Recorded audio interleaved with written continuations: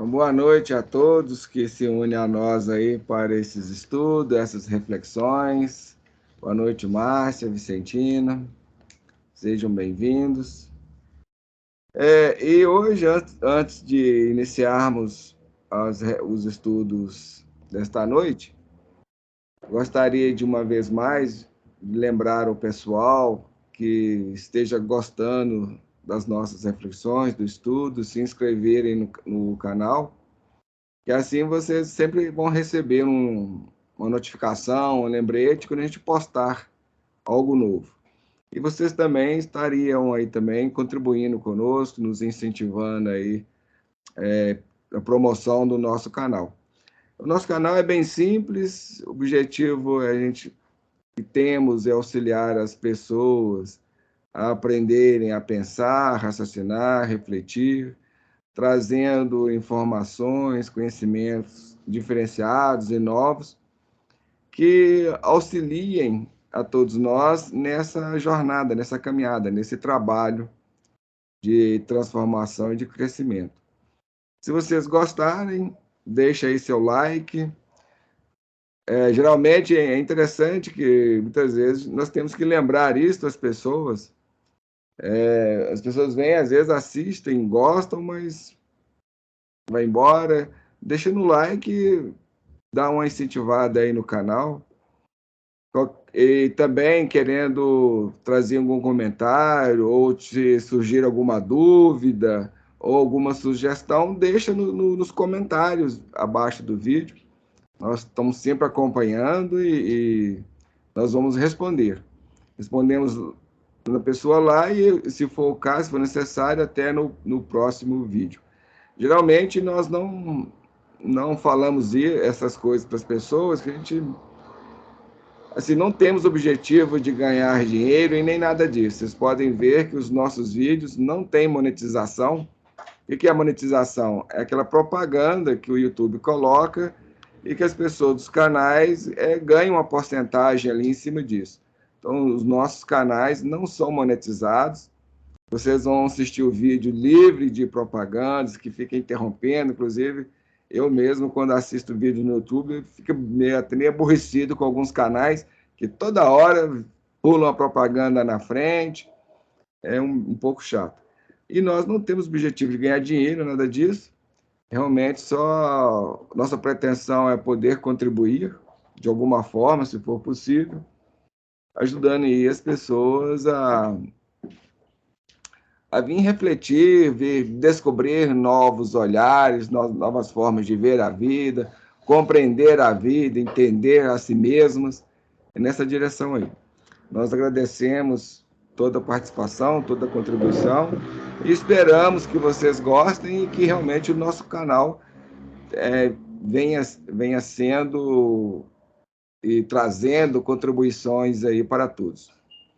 É isso. Como sempre nós fazemos, iniciamos o nosso trabalho com uma oração, pedindo amparo e assistência a Deus, bênçãos para todos nós, para aqueles também que vão posteriormente vir a verem os vídeos, assistir o estudo.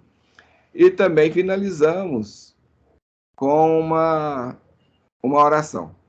Geralmente nós tendemos a lembrar de pedir, mas esquecemos de agradecer. E esse movimento, tanto de rogar, de pedir, como de agradecer, é importante.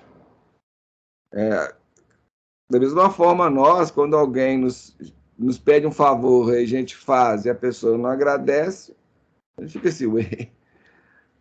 Não é que Deus se importe com isso. Para eles não faz diferença. Mas isso é importante para nós. Movimentar esse lado de gratidão, alimentar esse aspecto em nós. Tudo depende de alimentação, tudo é uma construção, tudo é uma educação. Então, isso é uma forma de a gente se disciplinar nas linhas educativas no trabalho do bem. Agradecer é um trabalho importante nessa direção. Então, vamos lá a fazer a nossa prece, a nossa oração.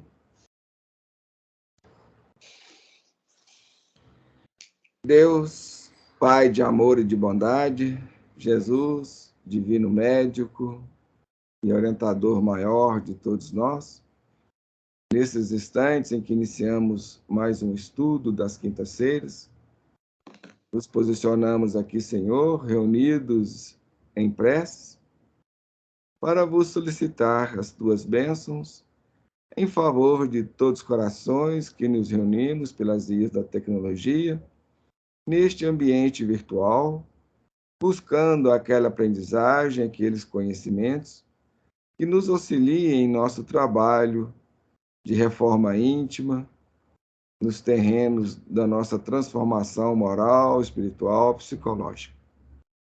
Senhor da vida, que estas bênçãos também se estendam para aqueles corações que se reúnem conosco através dos planos, a partir dos planos espirituais, e nós outros, na certeza e na confiança da tua promessa, que afirma que quando 2 ou 3 estiverem reunidos em teu nome, tu se encontraria entre nós.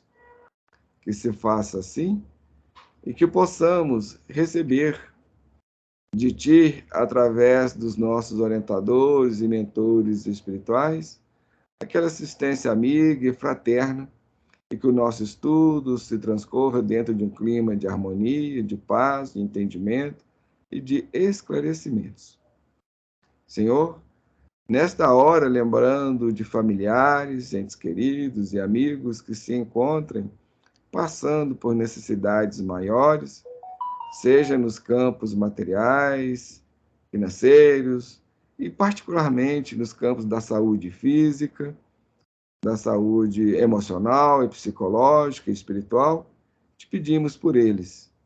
Lembrando da nossa pátria que se prepara para no próximo domingo agora, escolher aquele que irá assumir o comando da nação, te rogamos as tuas bênçãos em favor desse coração, seja ele quem for, em particular do povo, que saibamos, Senhor, sobre as tuas bênçãos, escolher aquele que melhor poderá auxiliar a todos.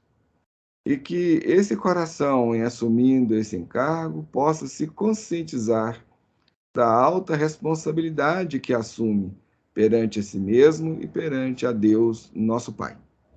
Nesta perspectiva, rogamos em favor de todos aqueles que nas diversas pátrias do mundo também assumem esse encargo, essas obrigações e esses deveres.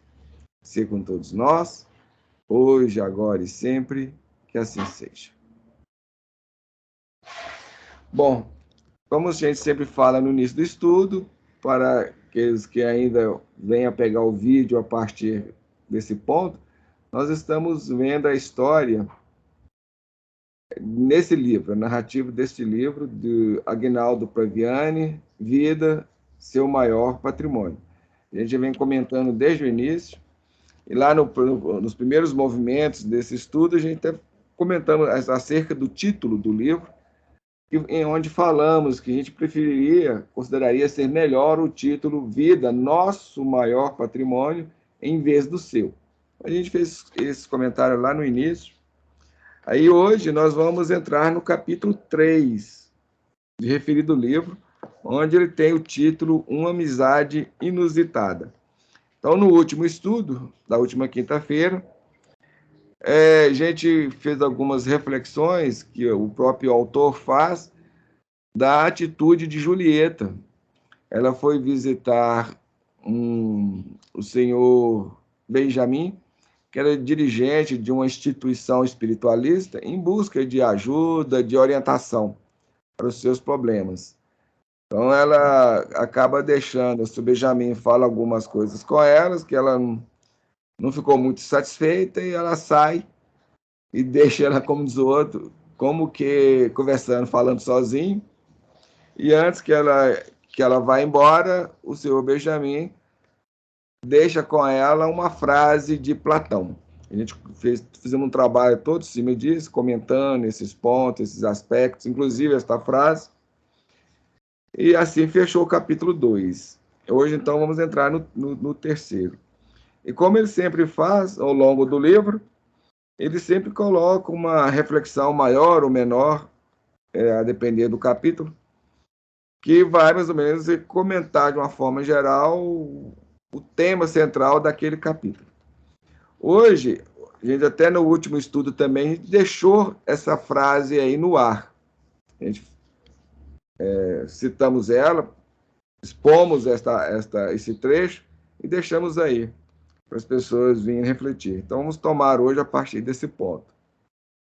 E esse texto pequeno vai dizer assim: o ser humano adoece emocionalmente, em muitas circunstâncias, por não aceitar a vida como ela é.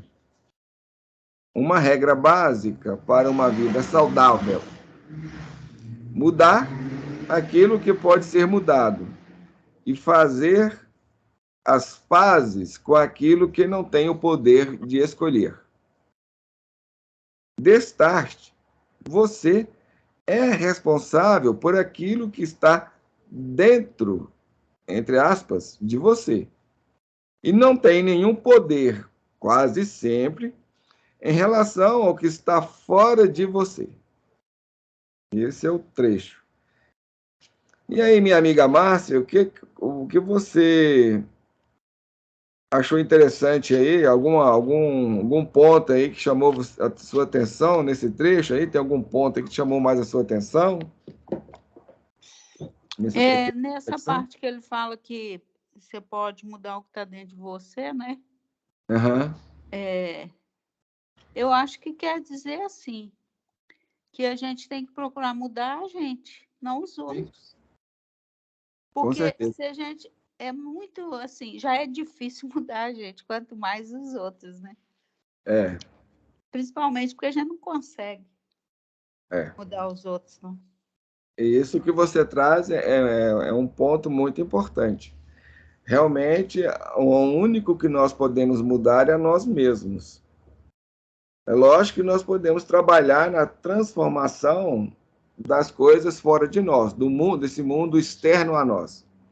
Mas a nossa contribuição, ela é limitada, ela tem certos limites. E mesmo assim, por que a gente fala transformação? Porque tudo que está fora de nós já existe previamente. Então a gente pode colaborar para a mudança daquilo, numa transformação em algum ponto, em alguma extensão.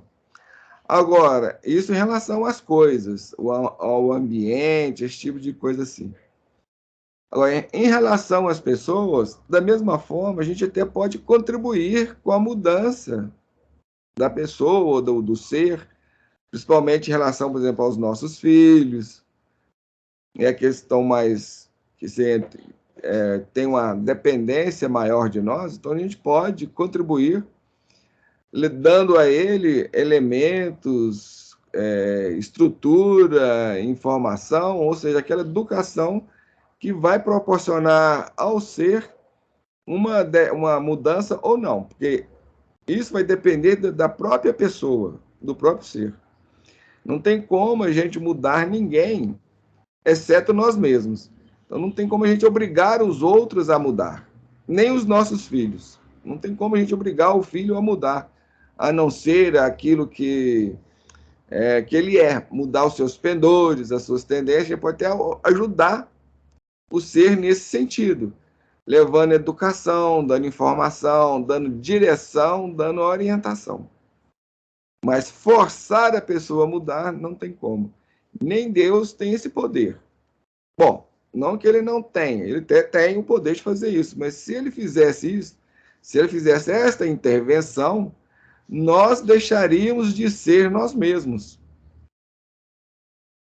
Então, não foi uma construção minha, não foi uma conquista minha, não foi uma realização minha, mas algo que agiu de fora para dentro.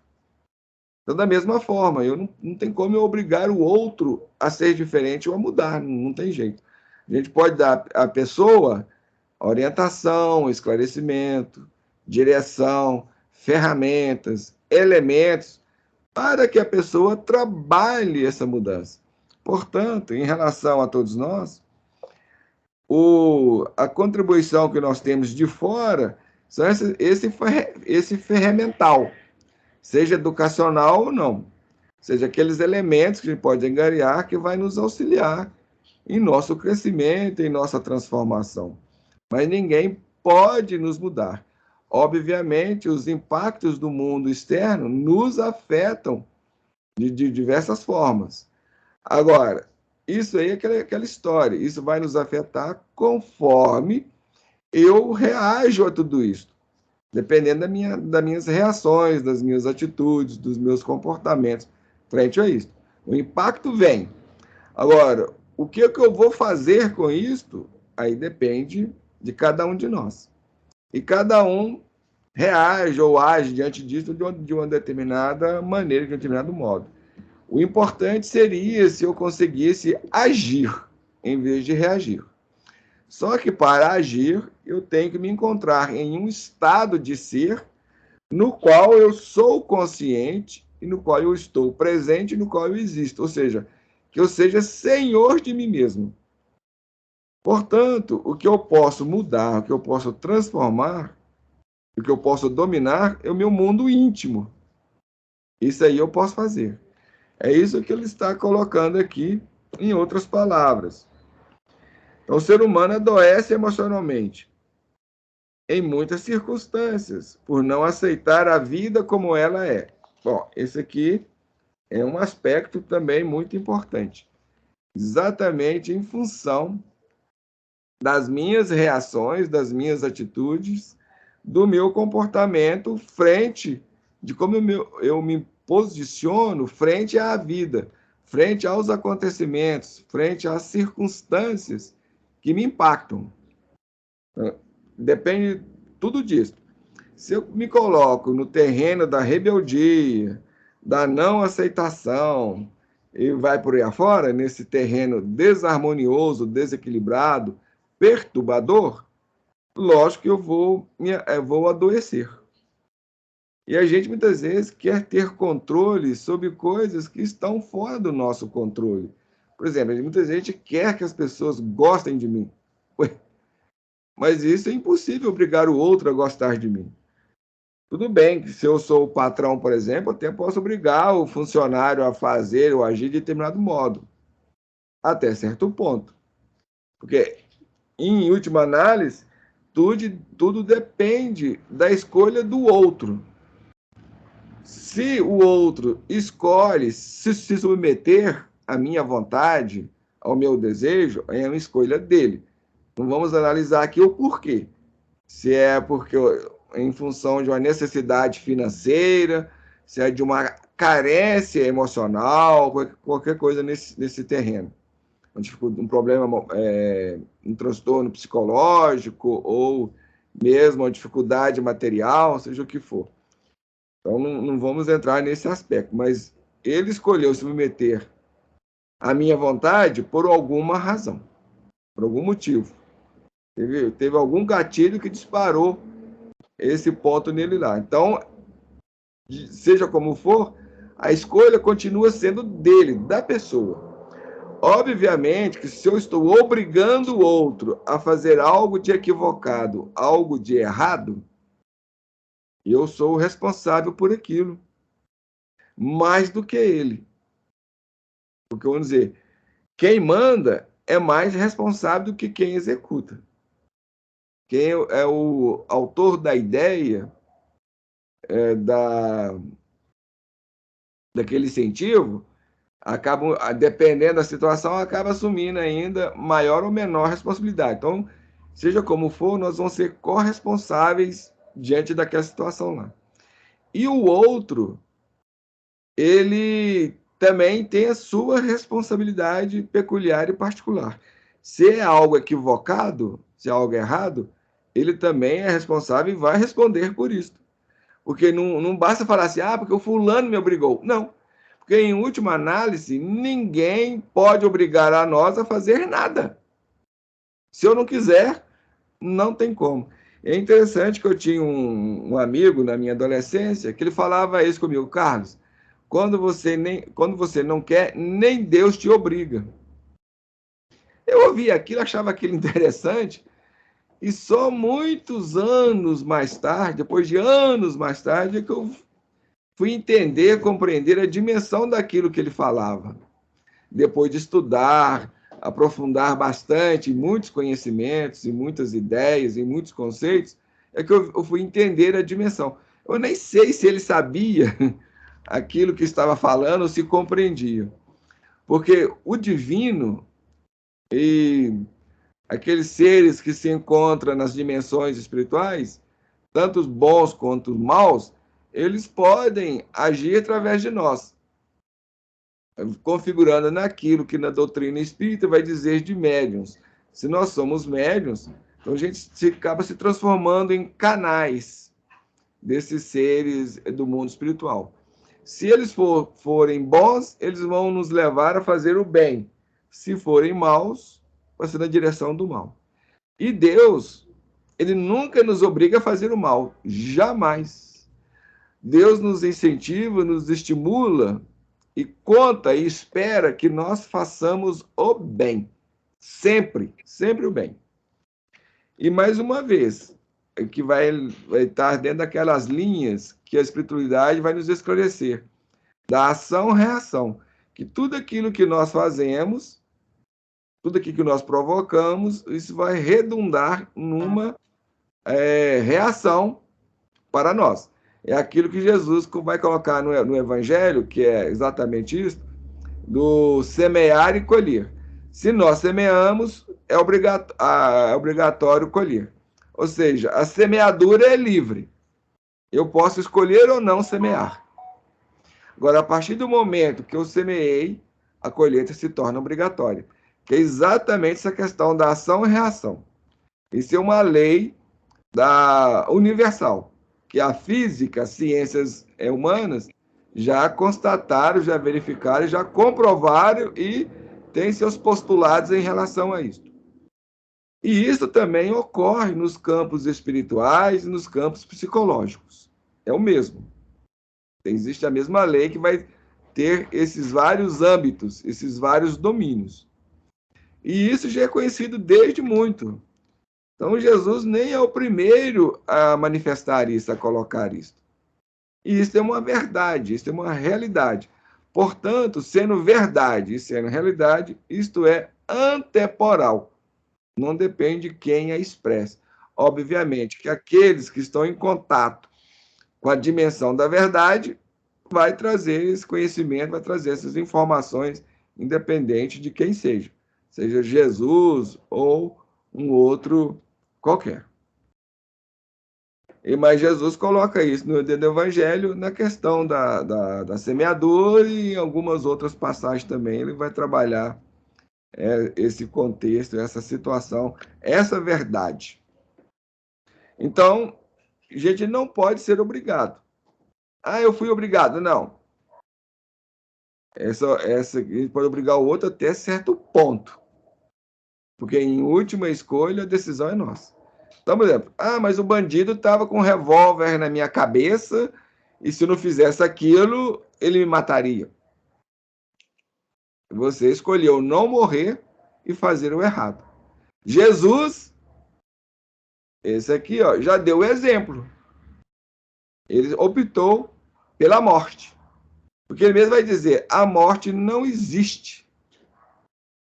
A morte não existe. O que existe é apenas a perda do corpo físico. E ele coloca isso em vários sentidos. Que é preferível a gente entrar no reino de Deus, ou seja, no mundo espiritual, sem um pé, sem uma mão, manco, coxo, cego, seja o que for, do que praticar o mal.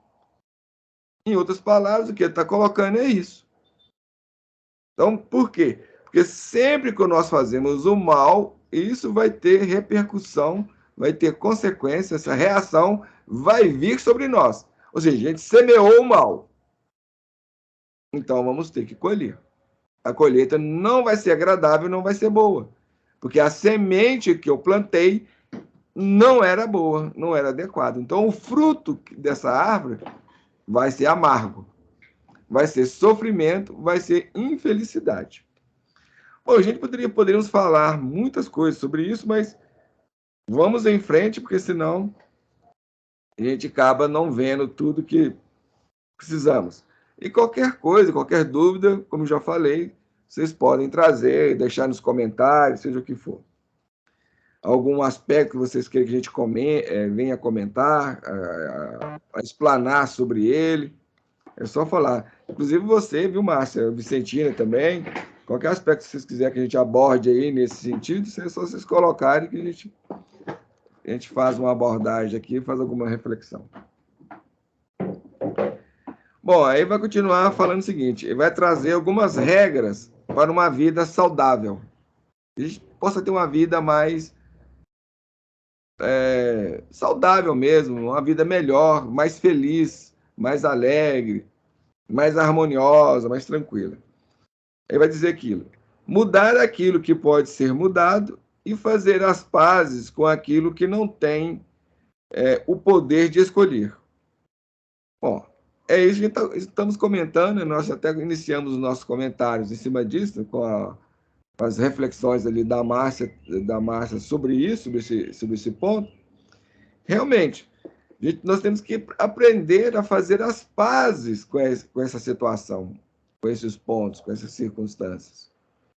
Se aquilo eu não posso, não tenho o poder de mudar, de transformar, então eu tenho que aprender a fazer as pazes com aquilo. E naquilo que eu tenho a condição de fazer alguma coisa, então que a gente venha tentar fazer algo em relação àquilo. Por exemplo, nós estamos diante de uma escolha aí, em breve, aí no próximo domingo, nós vamos escolher, fazer uma escolha. Tem 2 candidatos. Certamente, um é menos pior do que o outro. Mesmo que os dois sejam ruins, mesmo que os dois sejam péssimos, um é um pouco melhor. Como é que eu vou fazer? Basta eu analisar. Vejo o governo anterior, lá atrás, o que foi feito, o que foi ganho, o que foi conquistado, e vejo o atual. O que o atual fez? O que o atual promoveu? O que cada um deles promoveram? Então, é uma escolha. E, obviamente, a partir dessa escolha, vai vir consequências, boas ou ruins. Então, a gente tem que se atentar a isso. Agora, se eu escolhi mal, aí, se a maioria escolher mal, a consequência vai afetar todo mundo, independente de. Então, esse negócio de eu ficar em cima do muro, às vezes também é um péssimo negócio. E é interessante. Jesus falava, né? E é interessante que no Apocalipse, no próprio Evangelho, Jesus já aponta para esse fato. Aqueles que estão em cima do muro, que é o morno, que é a pior situação que tem. Em todos os contextos, em toda situação. Cima do muro é horrível. Nossa, de fome. Jesus fala: pegar-te-ei e colocar-te-ei em minha boca e te provarei. Como não és quente e nem frio, cuspir-te-ei dela. Olha só, é uma fala muito forte. Porque o quente e o frio está definido. O quente é o bem, o frio é o mal. O problema todo é o seguinte, porque o bem já está definido e a pessoa está no caminho certo, correto, beleza. O mal já está definido. A diferença é que o mal, quando ele descobre e se vê e se percebe, aí ele tem força e vontade para ir na direção do bem. Já o morno, não. O que falta no morno é decisão, é vontade, é posicionamento. Então, esse é o mais difícil. Porque você vai ter que aprender. Primeiro, você vai ter que gerar dentro de si vontade, força, decisão. Então, se é uma escada, vamos dizer assim, uma escada, o quente está aqui, o frio está aqui e o morno está mais abaixo. Esse que é o problema. Então, o morno... Eu acho que o morno, para ele para ele ter a autonomia do posicionamento, quando ele quer ficar em cima do muro, porque assim, se ganhar e se perder, né? Eu estou em cima do muro, então não me atinge. Mas é burrice a pessoa enxergar uma situação dessa. que a autonomia do posicionamento, ele só vai ser engrandecido por ele mesmo quando ele ter essa autonomia. O fato de não se posicionar não significa que você não vá sofrer consequências. Exato. Porque tudo tem um preço. Tudo na vida tem um preço. Tudo. Eu agir tem um preço. Eu não agir tem um preço. Então, eu falar sim tem um preço. Se eu falar não, tem um preço. E se eu me isentar, também tem um preço.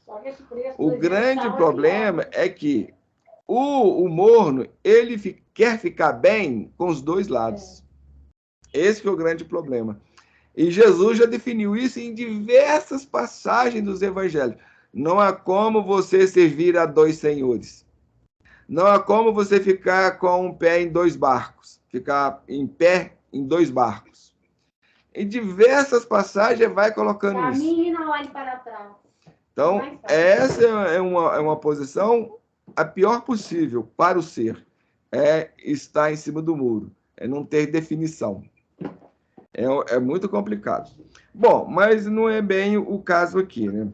Então, a gente tem que fazer... a gente fez a escolha. Depois da escolha feita, já não temos mais controle sobre as ocorrências e as decorrências daquilo. Então, diante de uma situação, diante de um contexto, que eu não tenho como mudar, que eu não tenho forças para mudar, que eu não tenho elementos para mudar, para transformar, para reverter aquilo tudo, então eu tenho que aprender a fazer as pazes com aquilo. Seja no campo da saúde, seja no campo emocional, seja no campo psicológico, seja no campo espiritual, seja no campo religioso, seja no campo filosófico, seja no campo educacional, seja no campo material, seja no campo político, seja no campo financeiro, em toda e qualquer área. Se aquilo está fora do meu alcance, fora das minhas condições, da minha capacidade, seja o que for, então eu tenho que aprender a fazer as pazes com aquilo. Ficar bem com aquilo. E aprender a tirar o melhor daquilo para o meu crescimento, para a minha aprendizagem.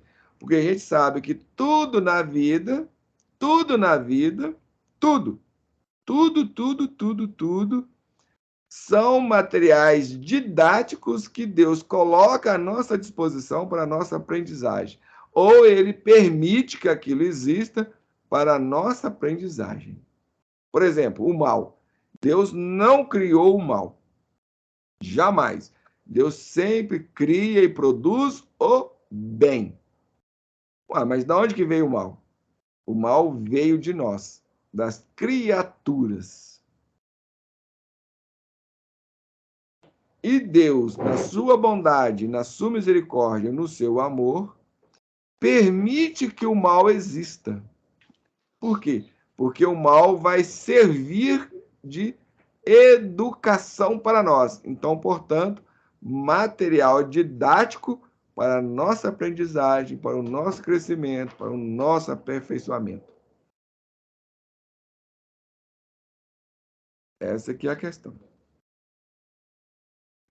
Bom, ele vai colocar: destarte, você é responsável por aquilo que está dentro de você. E não temos nenhum poder, quase sempre, em relação àquilo que está fora de nós. Aí a gente está comentamos aí abundantemente esse ponto, essa questão. Porque eu posso mudar aquilo que está dentro de mim. Isso eu posso mudar a qualquer momento, a qualquer hora, a qualquer instante. E aquilo que a Márcia lembrou no início. Se mudar essas coisas dentro de mim já é difícil, porque todos aqueles de nós que procuramos trabalhar a sua mudança, a sua transformação, o seu aperfeiçoamento, o seu crescimento, já encontra dificuldades, veem e percebem, constatam o quanto é difícil. Então imagina mudar aquilo para fora de nós. Então, nós estamos diante da vida numa posição um tanto invertida. A gente foca o olhar para fora, para o universo fora de nós, e esquecemos de olhar para dentro de nós. Só que quem está num processo de autodescobrimento, de crescimento, de amadurecimento emocional, psicológico, espiritual, pessoal, profissional, seja o que for, tem que começar a olhar para dentro de si, senão não tem jeito. Bem, após essas reflexões, então vamos entrar no capítulo 3, propriamente dito, uma amizade inusitada. E esse trechinho que vamos ver hoje, se for o caso, eu intitulei Aprendendo a Esperar. Então, esse é um título que eu dei, não faz parte do livro. Okay? Como que está o título aí desse capítulo? O capítulo 3, o título dele é Uma Amizade Inusitada. É saber esperar. E por esse trecho que nós vamos ver hoje, eu intitulei ele de Aprendendo a Esperar, onde vai falar assim: Ernestino estava insuportável. Depois de 3 dias de internação, estava não só irritado, mas agressivo com as enfermeiras que cuidavam dele. Lembra que nós estávamos comentando lá atrás, agora, logo no início do estudo? Os netos faziam visitas relâmpagos e os supostos amigos nem apareceram para visitá-lo. O pai de Julieta passava a maior parte do tempo andando pelos corredores do imenso hospital. A instituição médica era pioneira no tratamento de pessoas com câncer. Na verdade, Ernestino nem deveria estar sendo tratado naquele hospital, já que o seu problema era outro. Mas, como o diretor do hospital era amigo de Raymond Lauser, nós vamos ver que é o genro de Ernestino, é o marido de Julieta. Ele vai aparecer no próximo capítulo. Aqui já está citando ele. Então, só para vocês se posicionarem aí, e quando eu mesmo li, fiquei na dúvida, mas quem que é esse Raymond Lauser? O que é essa pessoa? Bem, como o diretor do hospital era amigo de Raymond Lauser, a família achou por bem interná-lo ali mesmo, onde Dr. Tibério, amigo da família há décadas, atendia. E esse fato contribuiu positivamente para a internação. Então, vocês viram que tem 2 circunstâncias. Primeiro, o diretor do hospital era amigo do Raymond Lauser, que é o genro de Ernestino e marido de Julieta, como nós vamos ver depois no próximo capítulo. E o doutor Tibério era amigo da família de Ernestino. Por isso, e eu atendi nesse hospital. Então, essas 2 circunstâncias contribuiu para que o Ernestino ficasse internado nesse hospital em particular, porque o problema dele, como nós vimos, era cardíaco. E o problema, e esse hospital ele era focado no atendimento de pessoas com câncer, na oncologia.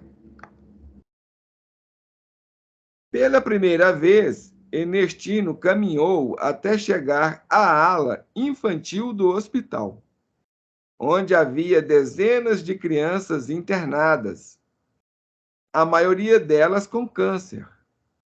A princípio, ficou sensibilizado. Contudo, minutos depois, foi tomado por uma revolta quase incontrolável. Uma das enfermeiras, notando a agitação do paciente, indagou: "O senhor está bem?" E o Ernestino responde: "Como alguém pode ficar bem diante de uma cena como essa? Veja, senhorita, são crianças, apenas crianças. Que mal esses pequeninos fizeram para merecer um destino tão doloroso?" E a enfermeira diz: "A maioria delas vencerá a doença. Atualmente, existem muitos recursos para o controle e até a cura dessa enfermidade. Pode ser. Mas enquanto isso não acontece, elas têm de ficar por aqui, não é? Realmente. Muitas estão aqui há meses. Ernestino resmungava o tempo todo e, resmungando, deixou a enfermeira falando sozinha e se afastou. Alguns acontecimentos da vida já estão delineados. Bem antes do ser imortal habitar um novo corpo.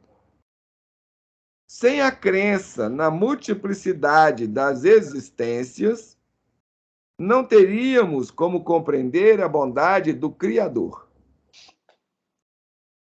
Tudo na vida tem um preço. Olha aqui, ele mesmo está falando isso. Tudo na vida tem um preço. E nossas experiências mais dolorosas são consequências naturais de nossas escolhas. A criança ainda não faz escolhas. Todavia, já as fez em outro momento, numa outra existência física. E, na atualidade, vive as experiências necessárias para o seu crescimento espiritual. A ideia da reencarnação, longe de ser absurda, atesta a bondade e a justiça do Criador. Abrindo um parêntese, Deus. Com base nessa teoria, o sofrimento, em particular na infância, não é um castigo, uma punição, tampouco obra do acaso. Então, vamos repetir. Com base nesta teoria, qual a teoria? Da reencarnação. O sofrimento, em particular na infância, não é castigo, nem uma punição, tampouco obra do acaso. É tão somente a manifestação da misericórdia divina, oportunizando ao ser imortal a volta ao corpo para se redimir e continuar sua trajetória evolutiva. A vida não pode estar circunscrita a berço e túmulo. Essa teoria dizima nossos sonhos, asfixia nossa esperança, destrói a possibilidade de reencontro com os entes queridos que já deixaram este mundo. Então, qual teoria é esta? A teoria da unicidade da vida, da existência, ou seja, uma única vida. Então, se nós formos ver a vida dentro desse aspecto, nós existimos uma única vez e morremos e acabou, tchau, tchau, adeus, ela circunscreve a vida de berço ao túmulo. Eu nasci, morri, acabou. Zé fini. Fui criado na hora que eu nasci e na hora que eu morro, acabou. Vai ser definido o meu destino. Então a gente vê que ela não responde a muitas questões, a muitas situações. E mais ainda, essa teoria, essa ideia, ela dizima os nossos sonhos, asfixia as nossas esperanças. Ou seja, a pessoa que foi mal, que fez o mal, acabou para ela, não tem outra chance, não tem segunda chance. Adeus. Isso em relação aos outros, ótimo. Mas se quem fez o mal foi o meu filho, foi meu marido, foi minha esposa, foi meu pai, foi minha mãe. E aí? Foi eu mesmo. Ou eu mesmo? Se foi eu mesmo que fiz. Bom, ela destrói também a possibilidade de reencontro com os entes queridos que já deixaram este mundo. Também um outro aspecto que essa teoria vai dizimar, mas a gente vai deixar para comentar mais acerca disso para frente. Não sei se não vamos ter tempo suficiente para comentar tudo isso, porque é muita coisa, né? São muitos detalhes que foram trazidos aqui. Algum ponto aí que chamou mais a atenção de vocês, Vicentina? Tem algum ponto que chamou mais a atenção? Não? Márcia, teve algum ponto aí que chamou mais a sua atenção aí? Não, a única coisa que eu concluo é que esse moço aí, ele é uma pessoa, ele é materialista, né? E só isso. Ernestino? Sim. E é interessante você falar isso, porque não dentro desse aspecto, aí você me fez lembrar aqui, até eu recordei, que na medida que o autor, né, vai descrevendo os personagens, as pessoas, nós sabemos, mais uma vez, lembrando aqui, a gente até não comentou isso no início, que essa história é baseada em fatos reais. São pessoas reais que realmente existem ou existiram. Então, não é uma história fictícia. Ela é real. Bom, posto isto, outra coisa assim, à medida que vai descrevendo as pessoas, para quem tem conhecimento do enneagrama da personalidade, dá para ir mapeando o perfil psicológico dessas pessoas.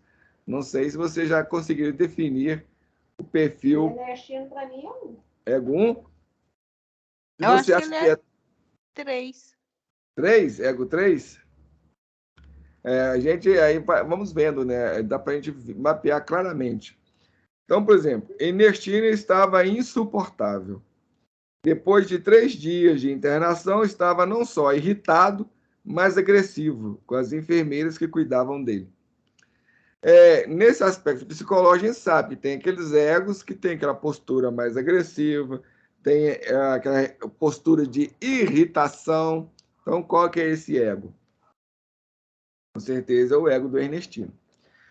Tirando, já indo além dessas questões psicológicas, de personalidade, perfil psicológico e tudo mais, né? Indo para a situação, olhando de um âmbito mais geral, e como a gente fala, e esclarecemos, independente do ego da pessoa ou da situação da pessoa, a gente tem que pegar aquela lição, aquelas informações e trazer para nós, independente.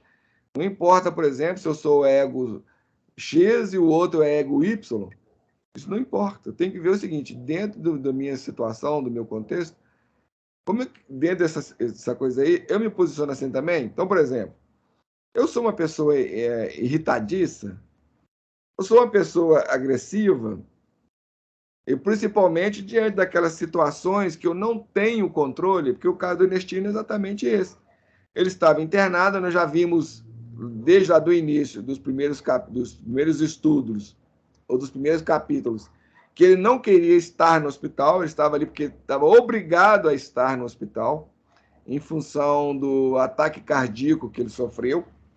E o médico falou: olha, você vai ter que ficar aqui internado, eu vou fazer uma pequena viagem, quando voltar, nós vamos fazer uma cirurgia. Então, quem está acompanhando os estudos aí, acompanhando a história, está mais ou menos lembrado desses aspectos e desses pontos. Então, ele estava ali não por vontade própria. E muitas vezes, nós, quando diante dessas situações, por isso que vai comentar, que a gente estava comentando, a gente saber fazer as pazes com aquilo que a gente não tem o poder de mudar. E muitas pessoas, muitos de nós, quando a gente diante dessa situação, a gente não pode mudar, a gente fica irritadíssimo, a gente fica agressivo. Então, diante dessas situações, como é que eu reajo a elas? Como é que eu me porto? Como é que eu me posiciono? Para quem estuda o enneagrama da personalidade, sabe que cada ego vai ter uma determinada atitude, um determinado comportamento e determinadas reações. Mas esse estudo aqui, nosso, não é visando esse aspecto e essa direção. Isso é num outro estudo que nós fazemos nas segundas-feiras. Então, a gente não vai entrar nesse meandro e nesse método. Nós estamos entrando no terreno psicológico apenas, sem definir perfil de personalidade, essas coisas assim. Não, esse estudo aqui das quintas-feiras não tem esse objetivo e nem essa profundidade. Mas nos terrenos psicológicos, a gente necessita se conhecer. E é algo que nós não fazemos. Então, o nosso estudo é uma verdadeira terapia. O nosso estudo é terapêutico. Por isso que o nosso canal ele é chamado de Reflexões Analíticas, e aqui no Skype, na plataforma Skype, nós designamos esse estudo de psicoterapia, porque ele é uma terapia. Ele é uma terapia. Então, a gente já convida você. Quer fazer uma terapia? Se junte a nós para estudar. Se une a nós. Em outro ponto, até que a gente esqueceu de falar lá no início do vídeo, gostando do vídeo, gostando dos estudos, compartilhe. Tem outras pessoas, às vezes, vivendo situações similares, parecidas, iguais. Contribua, ajuda o ser humano. E nós hoje, a humanidade hoje, se encontra num momento e num ponto em que todos necessitamos de apoio e ajuda nesses terrenos emocionais e psicológicos. Então, o nosso canal tem exatamente esse objetivo, né, de contribuir nessa direção, dar esse embasamento para que as pessoas se ajudem, se renovem emocionalmente. Ou pelo menos tem elementos. Então vai ter elementos, porque como nós vimos, as mudanças dependem de nós mesmos. Mas a gente, para poder mudar, a gente tem que conhecer, tem que saber, tem que aprender. Está aí. O nosso canal está aí, propiciando esse material, essas condições, de forma gratuita. Bem, então voltando aqui, como que eu me coloco? Como eu reajo diante dessas situações? Eu reajo igual Ernestino, de forma irritadiça, agressiva? Se for, provavelmente seu perfil vai ser o mesmo do Ernestino. Os netos faziam visitas relâmpagos e os familiares iam lá rapidamente embora. E os amigos, ou entre aspas aí, né, tanto é que eu coloco, supostos, nem visitavam, nem apareciam. Então não eram amigos, eram supostos. E é interessante a gente ver esse ponto. Quem são amigos verdadeiros e quem não são. E essas pessoas de mais poder aquisitivo, de maior condição, melhor condição econômica, material, social, seja nos terrenos da aparência, da beleza, muitas vezes, por exemplo, artistas, atrizes, cantores, muitas vezes queixam desse ponto, de não saber distinguir entre os amigos verdadeiros e falsos, né? Falsos amigos, porque então, são nessas situações que a gente vai ver. Então, os supostos amigos nem apareceram para visitar a Ernestina ali. E a Ernestina era uma pessoa de posses, de condições. O pai de Julieta passava a maior parte do tempo andando pelos corredores do imenso hospital. Isso acho que cada um de nós, mais ou menos, tem mais ou menos essa atitude. Se você está internado no hospital e tem condições de se locomover, não tem muito o que fazer, você vai ficar andando por ali, né? A instituição médica era pioneira no tratamento de pessoas com câncer. Então, a gente já vimos sobre isso. Então, também já vimos que, na verdade, a Ernestina nem deveria estar sendo tratada naquele hospital. Mas, como o diretor era amigo de Raymond Lauser, e o doutor Tibério atendia nesse hospital, eles acharam melhor internar ele ali, e o doutor Tibério estava cuidando dele. Então, em um determinado momento, pela primeira vez, a Ernestina vai caminhar até a ala infantil do hospital, onde havia dezenas de crianças internadas, e a maioria delas com câncer. A princípio, ele ficou sensibilizado. Então, o primeiro movimento que ele teve, emocional, é de ficar sensibilizado. E realmente é difícil a gente ver uma criança com uma doença, principalmente igual a essa questão de cancerígena, e ainda ficar sensibilizada é meio difícil, né? A não ser que você tenha o coração muito endurecido, realmente tem sérios problemas psicológicos e emocionais. Se você tiver, aí não vai ficar sensibilizado. Bom, mas depois desse minuto, no minuto seguinte, ele é tomado por uma revolta quase incontrolável. E aqui, quem conhece o Enneagrama já consegue definir o perfil de personalidade do Ernestino. Então, esse tipo de ego que passa por esses piques constantes de ira, de raiva, né? E ele, então, foi tomado por essa revolta quase que incontrolável. E esse tipo de ego tem isso mesmo. Aí ele começa a ficar agitado, e uma enfermeira, percebendo a agitação dele, aquele estado dele, aproxima dele e pergunta: o senhor está bem? Aí ele vai, só na resposta você também consegue já ver o tipo de ego. Como alguém pode ficar bem diante de uma cena como essa? Você voltou no capítulo? Você já tinha lido isso, não? Sim, no jeito estamos comentando. Tá. Você pegou e também não, tá certo. Veja, senhorita, são crianças, apenas crianças. Que mal esses pequeninos fizeram para merecer um destino tão doloroso? E realmente, principalmente para aqueles que adotam a posição ateísta na vida, ou seja, ele não acredita em nada, ele não acredita em Deus, não acredita em nada. Ele acredita nessa vida aqui, porque não tem como desacreditar e negar a vida, já que eu estou vivo aqui. Então, antes eu não existia e nem depois existia. Não sei como é que eles explicam isso. Como é que eu vim aparecer por aqui, né? Surgi aqui. A consequência da cópula entre meu pai e minha mãe. Os ateístas veem assim, né? Meu pai e minha mãe fizeram a cópula lá e eu surgi, em consequência disso. Mas, então a gente não tem uma alma, não tem um espírito, não tem nada. Nós somos só um monte de carnes. Então, a doutrina ateísta, os ateus, se a gente for ver bem, é algo muito assim, triste e lamentável, né? Porque não tem perspectiva, não tem esperança, não tem nada. E não tem finalidade, não tem razão, não tem porquê, nem o quê. É assim, é algo realmente. Aqui e agora. Assim, sabe, não tem nem palavras para definir e descrever isso. Porque qual que é a finalidade da vida? Qual que é a função da vida? Parece que é só comer, se divertir. Para eles é o aqui e o agora. Fazer as funções fisiológicas e ponto, né? Eu não vejo nem muito sentido da pessoa ficar lutando para ter muito dinheiro, acumular dinheiro e mais dinheiro, e mais dinheiro, e mais dinheiro, não sei para quê. Se bem que os religiosos também que faz isso também é algo meio sem sentido, é algo meio de transtorno psicológico e mental, né? Porque se a pessoa parar para pensar um pouco mais, refletir um pouco mais, ver que são coisas absurdas.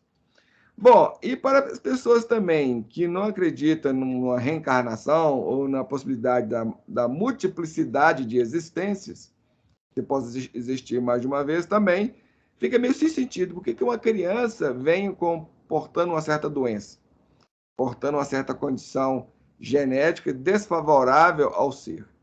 Então, Deus já começa, a pessoa que acredita em Deus, uma pessoa religiosa, já passa a ser um ser assim um pouco questionável. Por que a criança está passando por aquilo, sofrendo aquilo? Que mal ela fez?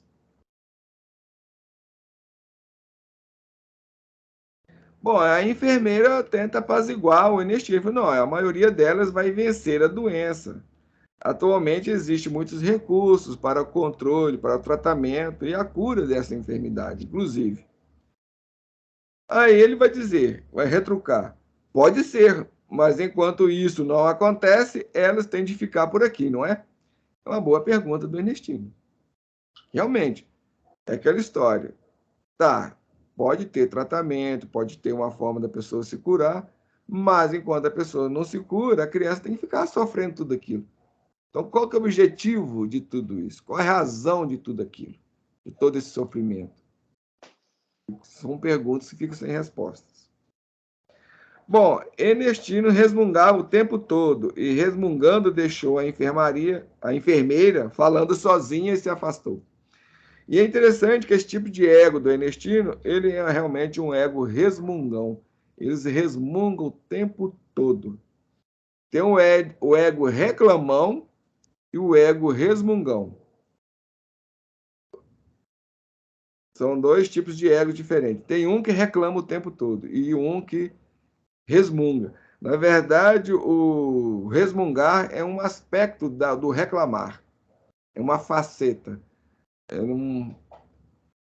Vamos dizer, o resmungo e a reclamação são irmãos gêmeos ou irmãs gêmeas.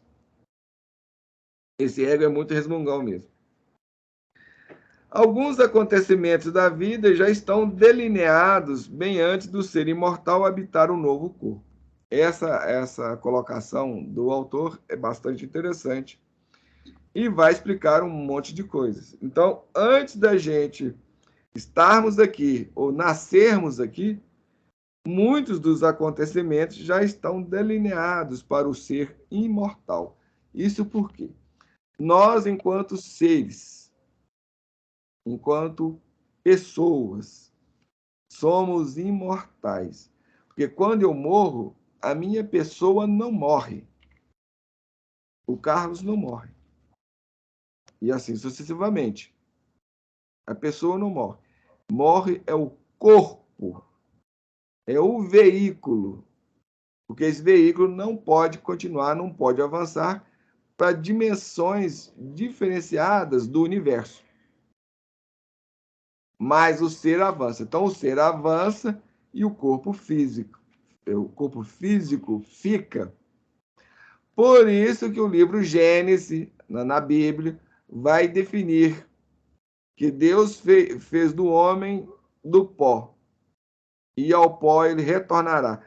Quando ele fala isso, quando isso é definido pelo autor do livro Gênesis, está definindo, ele está falando acerca do corpo físico, não da alma. A alma é outra coisa, é outro elemento. Não, uma vez criada, ela é indestrutível. Não tem como ser destruída. Por isso, ela é imortal.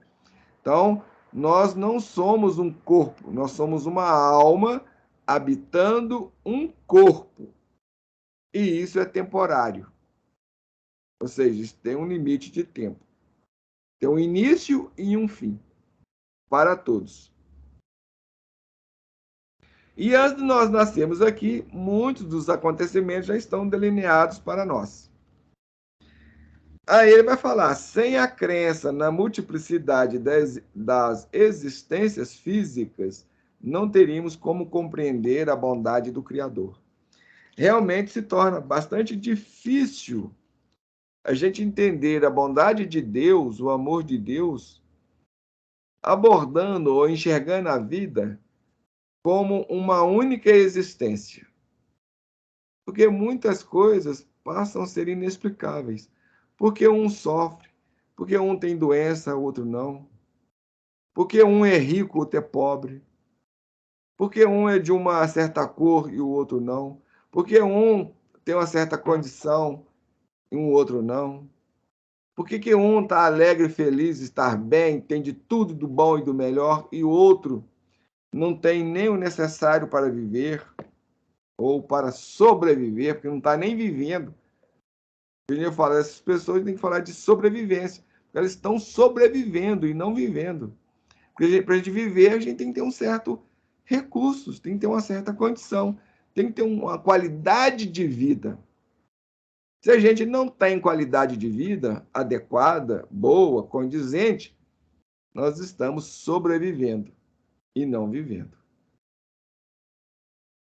Bom, então, como compreender todas essas diferenças, todas essas questões, todas essas cores, sem adotando essa ideia, essa crença em uma única existência? Então, muitas coisas ficam sem explicações, inclusive a bondade de Deus. Daí faz sentido muitos religiosos, muitos, porque não vou falar todos, não, porque no mundo tem muita religião. Muita religião. E cada religião tem a sua interpretação, a sua ideia e o seu contexto. Vamos falar particularmente das religiões ditas cristãs. E por que a gente fala ditas? Porque quando a gente vai analisar as ideias, os ensinamentos dessas religiões, eles vão contra os ensinamentos desse cara aqui que eles falam, dizem adorar, dizem seguir, dizem bater continência. Vai contra. Se opõe aos ensinamentos dele. Isso aí, basta a pessoa ter um pouco de bom senso. E, inclusive, esse fato gera muitos ateus. Então, tem muitos ateus na nossa sociedade que são ateus porque foram contra os ensinamentos da religião, das religiões, da igreja. E a igreja fala e defende tantos absurdos, uma pessoa com um pouco mais de bom senso, de inteligência, não vai aceitar. E como a pessoa, muitas vezes, não tem resposta para aquilo, e também não está afim de procurar, de ir atrás, de correr, de estudar, chuta o pau da barraca e assume, eu sou ateu, e ponto final, e acabou. Acha mais fácil, que é também um movimento de acomodação. Prefiro me acomodar aqui, não me aborrecer com isso, não me perturbar isso, recuso isso aí, mas também não quero saber mais, não quero me informar mais, não quero compreender mais, não me interessa. Aí a gente segue ou busca o caminho mais fácil. Inclusive, essa é uma postura dos seres humanos, é uma postura nossa, de cada um de nós, de tentar estar sempre buscando o mais fácil, o mais confortável, o mais prazeroso. Inclusive, esse é um aspecto muito próprio de um dos tipos de ego, de um perfil de personalidade. É muito propício a isso. A querer se dar bem, levar vantagem, a seguir o caminho mais fácil. E Jesus chama a atenção para tudo isso quando ele fala sobre a porta estreita e a porta larga.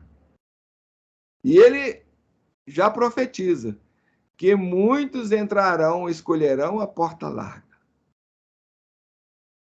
Nós, como cristãos, ele fala assim, como ditos cristãos, nós, como ditos cristãos, a gente tem um discurso, nós temos o discurso de querer e buscar a porta estreita, mas no fundo, quando a gente se analisa, quando a gente vê, quando a gente vai ponderar os nossos comportamentos, atitudes, a gente vê que nós, no fundo, estamos escolhendo a porta larga, a porta das facilidades. Bem, aí ele vai falar aquilo que a gente já fala bastante nos nossos estudos, nas nossas conversas. Quem me conhece, interage comigo, sabe disto. E a gente sempre está dizendo, tudo na vida tem um preço. E ele vai afirmar isso aqui. Tudo na vida tem um preço. E nossas experiências mais dolorosas são consequências naturais de nossas escolhas. Verdade.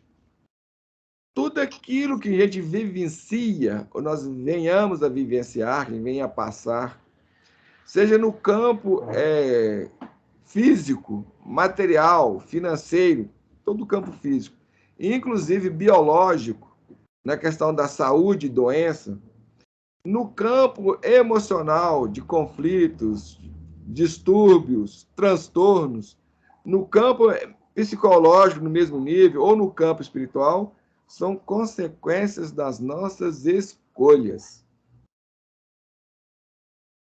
A gente escolhe. A gente tem um determinado comportamento, porque quando eu tenho um comportamento, quando eu tenho uma atitude, nessa atitude, nesse comportamento, já fiz uma escolha, já está implícita uma escolha. O comportamento, a atitude, já é decorrência da nossa escolha, já é uma consequência da nossa escolha. Portanto, a gente escolheu em algum momento. Mas, e no caso das crianças? Quando é que ela fez essa escolha? A criança, por exemplo, uma criança que nasce já portadora de problemas congênitos na área cardíaca, por exemplo. O bebê nasceu ali. Que escolha que esse bebê fez? A mãe fez. Bom, a mãe pode ter tido feito certas escolhas infelizes, inadequadas, que pode até ter contribuído no processo. Mas tudo isso é decorrência, é consequência. Então, se a pessoa não fez a escolha no hoje, no presente, essa escolha está em algum momento para trás. em algum instante para trás, em algum ponto para trás. Porque se isso é uma consequência, tem uma causa. Aonde está essa causa? Se a causa não está no agora, está aqui no agora, não está no hoje, ela está em algum momento para trás. E isso, quem pode explicar isso? Só a reencarnação, ou só a multiplicidade de existências, que vai dar uma explicação adequada e própria para isso. Então, eu digo, eu sou reencarnacionista. Se você me apresentar uma ideia melhor, uma explicação melhor do que a reencarnação, eu vou abrir mão da reencarnação e aceitar a sua ideia, se ela é melhor, se ela é superior. Então, provavelmente, sua ideia está mais correta do que a minha. É interessante, de modo geral, como as pessoas têm medo de falar sobre a reencarnação e de acreditar que existe a reencarnação. Tem esse aspecto. E é interessante que a maioria das religiões do mundo são reencarnacionistas. E, inclusive, o cristianismo primitivo, da época de Jesus, ele era reencarnacionista. Essa doutrina, esse conhecimento, essa teoria da reencarnação foi tirada do Evangelho, foi tirada da Bíblia, no primeiro concílio que ocorreu a partir dos anos 300 depois de Jesus. Então, depois dos anos ali 300, 400, até o ano 500 depois de Cristo, houve uma virada que o cristianismo sofreu grandes deturpações. Porque até a época 300 depois de Jesus, o cristianismo estava mais puro. E aí esse período é conhecido como cristianismo primitivo. Então, quando eu digo, eu sou cristão, mas eu adoto o cristianismo primitivo, não o cristianismo atual, que está todo distorcido. Tem vários problemas. Por quê? Quando eles alteraram o cristianismo para que ele fosse aceito pelo Império Romano, ali começou a queda do cristianismo, começou a deturpação do cristianismo, começou a mudança. É interessante. Porque eles queriam... O Vaticano sabe que existe reencarnação, no entanto, esconde as sete chaves. Os comandantes, vamos dizer, supremos da igreja, eles sabem os fatos. É igual antigamente. Nas escolas iniciáticas, porque todas as culturas tiveram suas escolas iniciáticas, principalmente as culturas mais antigas. Por exemplo, no Egito, na Grécia, na China, na Índia, mesmo entre o povo judeu, o povo judaico lá, o povo hebraico. Então, existiam escolas iniciáticas, às quais poucos tinham acesso. Eram pouquíssimos, era uma elite, praticamente, tinha acesso a isso. Jesus, quando ele encarna, quando ele nasce, inclusive, ele veio mudando essas coisas. Ele veio popularizando o conhecimento, divulgando.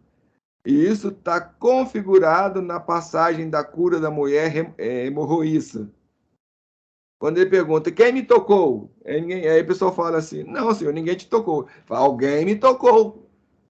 Mas como você sabe que alguém te tocou? É porque de mim saiu virtudes. Aí o povo, aí os discípulos, os apóstolos ali, já mudam o discurso. É o que nós fazemos, né? Nós estamos tentando justificar. A gente está sempre arrumando um jeito de dar um jeitinho, né? Ah, Senhor, mas também como tu quer? Que essa multidão toda aí, a nossa volta aí, como você quer que empurrando a gente, que aquele bolo lá, como você quer que alguém tenha te tocado? Aí ele pergunta novamente, quem me tocou? Aí apresenta-se a mulher lá e fala, eu te toquei, Senhor. Ele vai perguntar, o que tu queres? Que eu fosse curada. Porque ela tinha um fluxo de sangue, e quando ela toca Jesus, ela automaticamente é curada.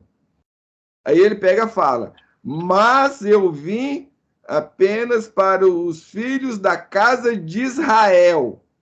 Então ele define que ele não veio para toda a humanidade, não. Ele veio especificamente para um grupo de pessoas que já está num certo estado, numa certa condição, numa certa posição.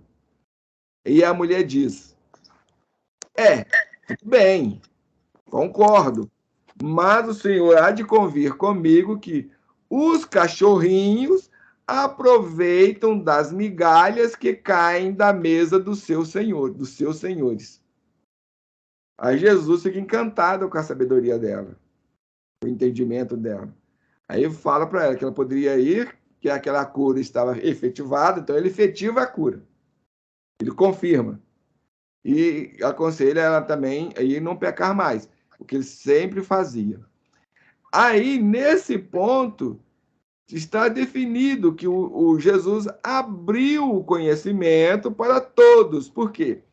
A mulher definiu que nós também já estávamos em condições de poder participar deste banquete, nem que fosse minimamente Migalhas. as migalhas. Então, nós somos os cachorrinhos, que a gente pode aproveitar da abundância do nosso Senhor. E hoje nós temos um banquete imenso, né? Que é a doutrina espírita e todo esse arsenal Então, de conhecimento. na medida que nós vamos avançando, a humanidade vai avançando no seu processo de amadurecimento psicológico, emocional e espiritual, esse banquete vai sendo aberto para todos. Então, hoje o convite está extensivo a todos. E isso é uma questão também de escolha. Mas é interessante, porque o banquete está lá, né? Você não precisa ser chamado, você tem que buscar. Nós temos que ir atrás, como a mulher foi atrás da cura. Porque a mulher já estava cansada de sofrer, cansada de ter aquele problema ali. Já tinha 12 anos para que o evangelho configure. Tudo isso tem uma explicação, né? Isso é vamos dizer, um alegórico. Tem um motivo para que seja esse tanto de anos, essas coisas todas. E a gente não vai entrar aqui, que nós não estamos num estudo do evangelho. Nós estamos num estudo. Então, mas aí vai definir que essa também é uma escolha. E como eu escolho? A partir das minhas atitudes, a partir do meu comportamento, a partir dos meus pensamentos, sentimentos, etc, etc. De como eu me posiciono na vida. Tudo isso vai definindo meu ser, meu modo de ser, vai definindo as minhas escolhas. As minhas atitudes, meu pensamento, meu sentimento, isso vai definindo. Então, em qual direção que eu estou caminhando? Eu estou caminhando na direção de querer mudar, de querer crescer, de querer me transformar, em querer trabalhar dentro das linhas do bem, optar pelo bem, ou ainda estou optando pelo mal, pelo mundo. Eu só quero a beleza física para dominar, para controlar, para manipular, para ter prazer, para ter satisfações, ter poder, ter domínio, ter controle. O que eu busco? Eu busco meu crescimento psicológico, emocional, espiritual, ou estou buscando ainda o mundo? E Jesus define com muita claridade e tranquilidade: meu reino não é deste mundo. Então, quem busca o reino do mundo já se posicionou. E esse não vai poder continuar sobre a terra. Como diz a espiritualidade, nós estamos num período de transição, nós estamos num período de definição. E nós vamos nos definindo a cada dia. Todo dia nós estamos nos definindo. E estamos, inclusive, definindo o nosso futuro. Seja aqui na Terra ou se a gente vai ser levado para um outro mundo. Eu também no futuro, no mundo espiritual. Tudo nós estamos definindo, porque tudo é resultado de uma construção e de escolhas. Então, o que eu estou escolhendo? O que eu busco? O que eu quero? Quero os prazeres da vida, a satisfação da vida?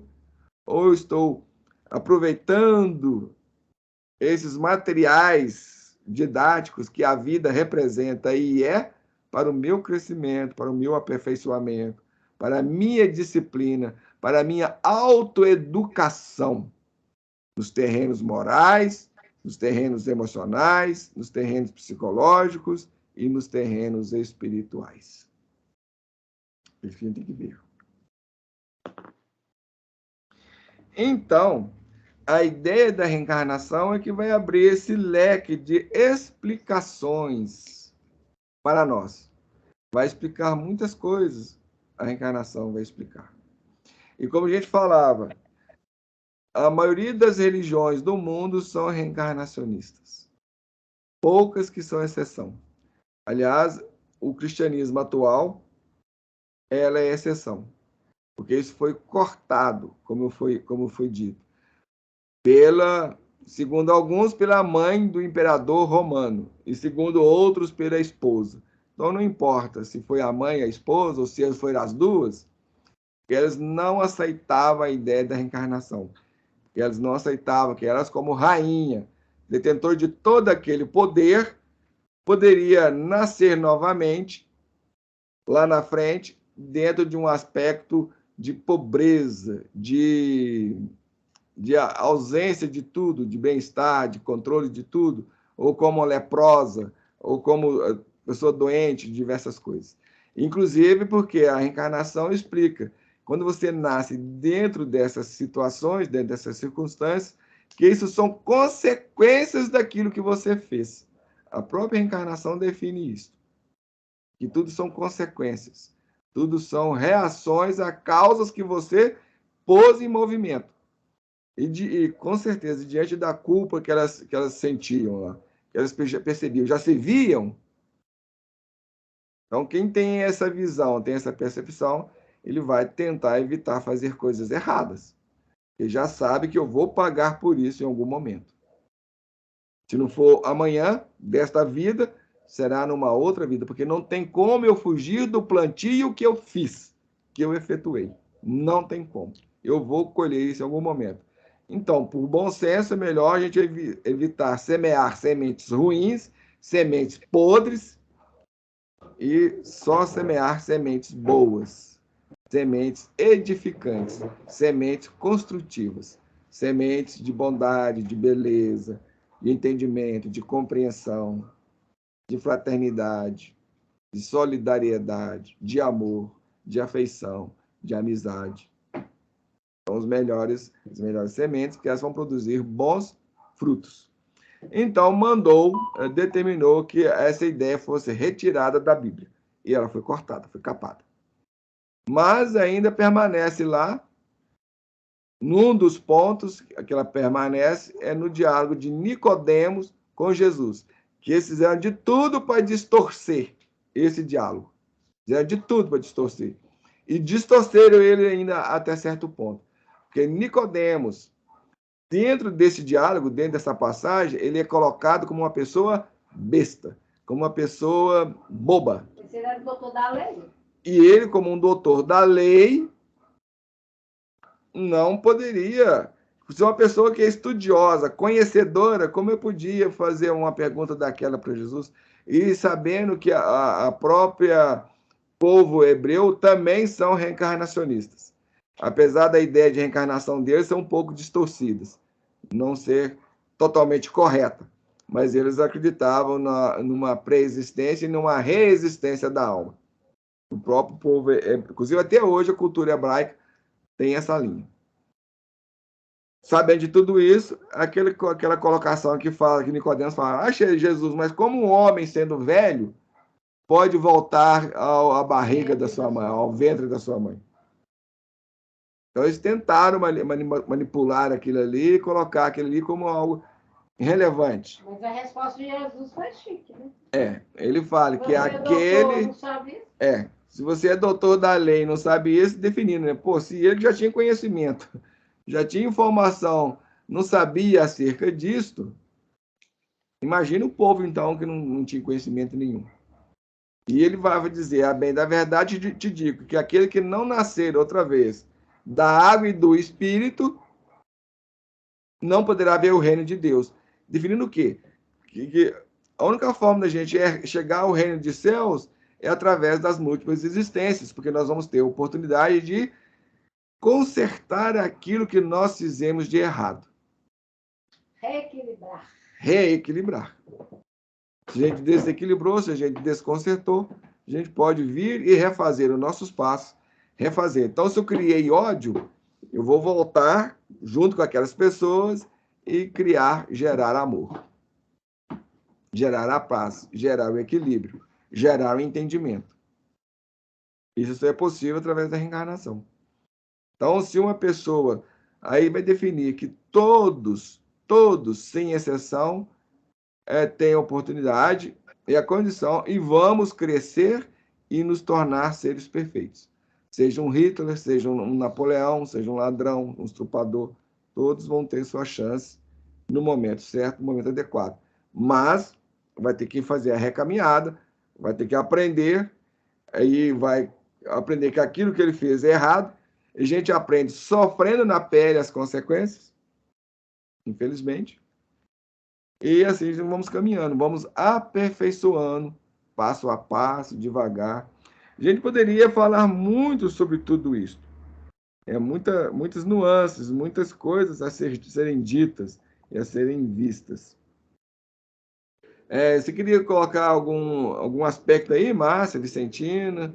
Trazer algum ponto aí? Não, eu não.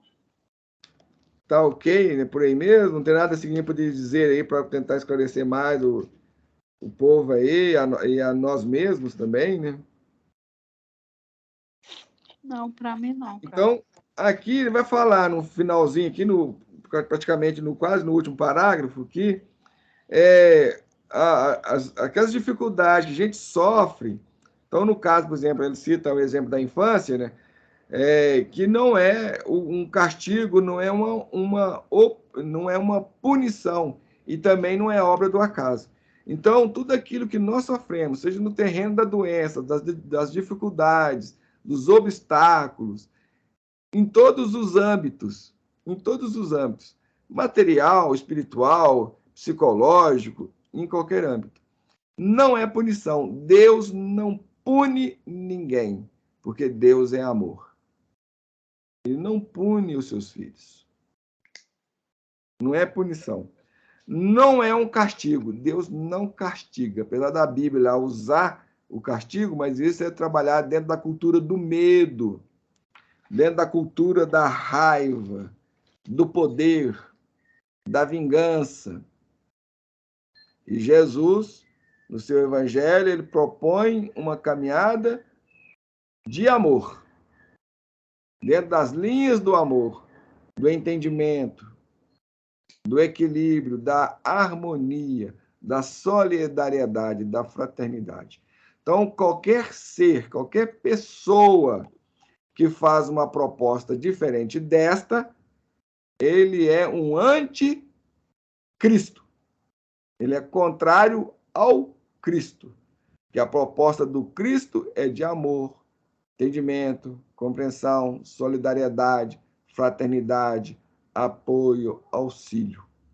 E se minha proposta é de causar confusão, de mentira, que Jesus é a verdade, ele mesmo diz, eu sou o caminho, a verdade e a vida. Ele se coloca como a verdade. E se a pessoa só propõe mentira, só fala mentira, ela é um anticristo. Está contra, está do lado oposto ao Cristo. Então, cuidado com os nossos posicionamentos, com as nossas escolhas. O que nós estamos escolhendo? Para as nossas vidas pessoais. Eu estou escolhendo a mentira, eu estou escolhendo a falsidade, estou escolhendo a manipulação. O que eu estou escolhendo? E o que eu estou promovendo no ambiente fora de mim? Então, se tem uma pessoa que é mentirosa e eu respaldo ela, se eu incentivo ela, se eu dou apoio a ela, eu estou apoiando, incentivando tudo aquilo que ela é e representa. Pois é, e quantos milhões de brasileiros estão incentivando essa manipulação dos colegas Bolsonaro? O problema todo é que nós somos essas coisas. Então, na verdade, a gente trabalha em linha de sintonia com essas pessoas. Por isso que a violência está grande. Em linha de sintonia. E a própria sociedade tem definido que no mundo atual estão reencarnando os corações violentos. Aqueles que são violentos. Eles gostam de distúrbio, de confusão, de conflito, de manipulação, porque toda pessoa violenta, se notarem, é interessante isso, Toda pessoa violenta, todo ser violento gosta de domínio, de dominação. Já perceberam isso? Ele gosta de dominar. Porque se você não tem essa importância, dominar não é uma questão, você não vai ser violento. Geralmente as pessoas usam da violência para dominar. E atrás disso tem outras coisas, né? A manipulação, o controle. Tudo isso é decorrência dessas linhas da violência. Então, vamos ter bastante cuidado, bastante agressividade, várias outras coisas. Então, dentro dessa linha, são filhas e filhos da violência. Então, vamos, em relação a nós, eu estou me educando, estou educando a minha violência que existe em mim, porque todos nós somos violentos em maior ou menor grau. A questão é, eu estou trabalhando a minha violência, educando-me, ou eu estou incentivando a violência em mim porque eu encontrei um apoio de fora? Uma pessoa lá fora, poderosa, apoia a minha violência, então eu me sinto livre, porque, na verdade, muitas vezes eu não sou violento porque eu estou constrangido pela lei externa, pela lei humana, por policiais. Então, muitos de nós estamos sob os aguilhões. Estamos cerceados, estamos limitados por os aguilhões que estão fora de nós. Então, vamos começar a romper esses grilhões, começar a trabalhar a nossa educação. Começar a construir um caminho de serenidade, de paz, caminhos construtivos, edificantes e não destrutivos. Porque se a maioria começar a trabalhar nessas linhas, as consequências também vão ser drásticas. É aquilo que o filósofo já diz: violência só leva a mais violência porque ela gera violência. Então, vamos estar atentos. Bem, e a gente vai despedindo aqui, convidando, já deixando um convite para vocês para o próximo estudo. E como nós sempre fazemos, vamos encerrar com uma prece, uma oração, agradecendo a Deus, o amparo, a assistência, a amiga. Vamos lá. Deus, Pai de amor e de bondade. Jesus, divino médico e orientador de todos nós. Nesses instantes, ao encerrarmos mais um estudo nesta noite, nos posicionamos, Senhor, reunidos em pensamento, para vos agradecer pelo amparo, pela assistência dos corações amigos que, a partir dos planos espirituais, estiveram junto a nós, trabalhando conosco na nossa harmonização do nosso campo psicológico, espiritual, energético, aos quais deixamos aqui o nosso pleito de gratidão e de agradecimentos. Agradecendo a presença daqueles que estiveram conosco, reunidos em aprendizagem, em estudo, agradecendo a presença das amigas que, a partir do plano físico, se reuniram neste ambiente, com os mesmos fins e objetivos. E vos pedimos, Senhor, abençoar a Aguinaldo Paviani e a todos aqueles que foram pontes para que esse conhecimento, essas informações, chegassem até nós. Senhor, lembrando os familiares, entes queridos, te pedimos por todos eles, que as tuas bênçãos envolvam a todos nós, nos fortalecendo, principalmente naquelas disposições que trazemos em nossa intimidade, que são ou sirvam de degraus para o nosso crescimento, para a nossa transformação moral, espiritual e psicológica.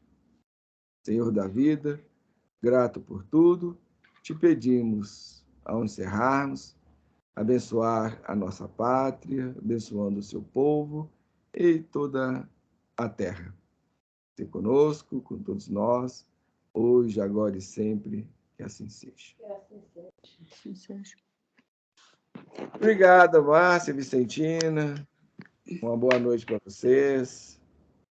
E até a próxima semana. Obrigada, Carlos. Boa noite para vocês. Boa noite. Tchau, gente. Tchau.